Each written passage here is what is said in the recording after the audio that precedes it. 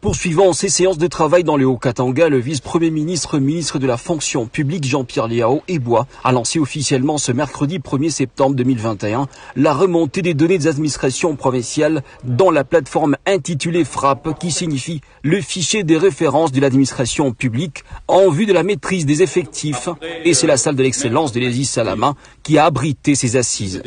D'une oreille attentive, les chefs des divisions, hauts cadres et cadres de l'administration publique ont suivi l'ultime sens de cette initiative idoine visant à moderniser l'administration du service public au profit des agents de l'État.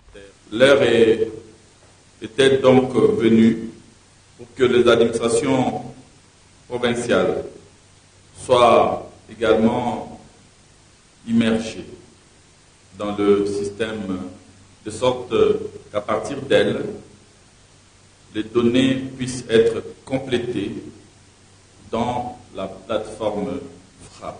Au cours de cette présentation faite par le vice-premier ministre Jean-Pierre Liao, les participants ont eu des explications justes sur ces processus majeurs qui va conduire sûrement l'appareil administratif public au fonctionnement optimal. Jean-Baptiste Ndefou, directeur-chef des services techniques du projet, précise ce qui suit.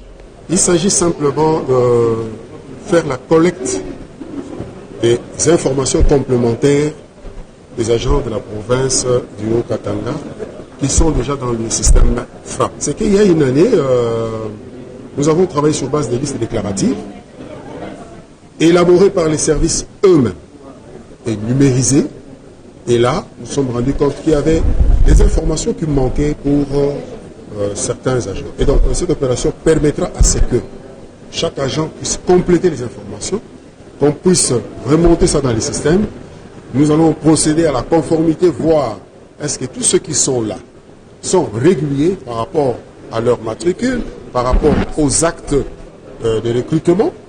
Et c'est seulement après qu'on pourra certifier, dire qu'ils sont effectivement des agents de l'État. Aujourd'hui, nous avons la chance d'avoir un vice-premier ministre qui non seulement nous accompagne, mais il nous laisse